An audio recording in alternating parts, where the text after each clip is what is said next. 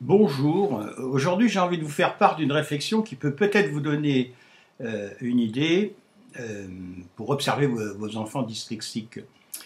Dernièrement je réfléchissais à ma vie de dyslexique et quand j'étais enfant, vraiment petit, avant 10 ans quoi, euh, mes parents me reprochaient de faire jouer les autres, c'est-à-dire que j'inventais des jeux. Mais parfois, je les inventais pas, hein. Je créais, par exemple, un Tour de France, un mini Tour de France, et puis c'était les autres enfants qui faisaient le Tour de France, et moi j'étais le directeur sportif. Donc mes parents me traitaient de feignant parce que ils les voyaient pédaler, puis pas, et moi pas. Et donc, mais j'inventais souvent des histoires, enfin des jeux. Plus tard, au cours de ma scolarité, euh, très mauvaise, comme j'étais dans les derniers ou avant-derniers toujours, hein, j'inventais des histoires.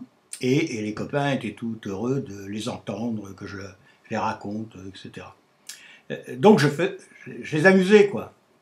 Et plus tard, par multiples chemins de traverse, je suis devenu formateur, spécialiste dans la créativité. Et qu'est-ce que la créativité? C'est encore quelque chose de ludique. On fait jouer les autres pour stimuler leur imagination. Je faisais des éveils poétiques, c'était également pour stimuler l'éveil des enfants dans les écoles. Après, avec les adultes, et c'est comme ça que je suis devenu, j'ai créé un nom, éveilleur d'idées, etc.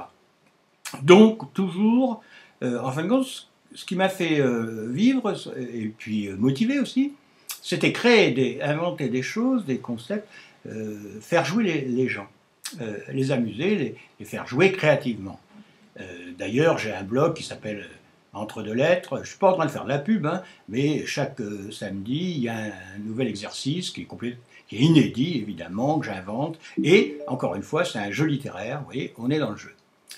Et partant de... Pourquoi je vous raconte tout ça? Parce que partant de cette réflexion, je me suis dit, si mes parents, au lieu de me traiter de feignant, avaient observé mon aptitude à faire jouer les autres, c'est-à-dire à inventer des jeux et à les mettre en place et à les animer, quoi, en fin de compte, hein. Je suis devenu animateur, formateur, etc. Ils auraient peut-être vu en moi une possibilité qui pouvait peut-être m'assurer un avenir. Et c'est là que je veux en venir, c'est cette réflexion dont je voulais vous faire part, c'est observez bien vos enfants, dyslexiques j'entends. Ça serait même d'ailleurs valable pour d'autres enfants, mais peu importe, observez bien vos enfants dyslexiques et voyez certaines aptitudes que peut-être vous trouvez un peu banales ou voire naïves par rapport à leur âge, etc. Mais essayez de regarder avec beaucoup d'indulgence, d'amour, et peut-être ça vous donnera des indications pour favoriser cette capacité. Vous voyez, moi, encore un autre exemple sur ma vie, hein. À 14 ans, moi, je jouais encore avec des soldats, vous savez, des soldats en plomb, enfin, en métal, là, et puis des petites voitures et tout ça, au grand désespoir de mes parents qui me disaient, regardez-moi ça, à cet âge-là, etc. Et bien plus tard, j'ai découvert que Calder, à 70 ans, il avait créé un cirque, vous savez, avec du fil de fer et des personnages en fil de fer. Et quand il rangeait son cirque, ça tenait dans une valise, hein. Eh bien, il ne faisait pas comme un adulte et rangeait ça bien dans chaque compartiment. Non, il prenait un cheval et tagadac, tagadac, tagadac, il faisait galoper jusque dans la valise, vous voyez. Calder, quand même, hein, intéressant, n'est-ce pas? Il a créé les mobiles, et ce dont je vous parle, c'est la mobilité de l'esprit. Donc, je ne vais pas être plus long, mais observez bien vos enfants. Il y a souvent des petites capacités comme ça, subtiles, des dons subtils chez les dyslexiques.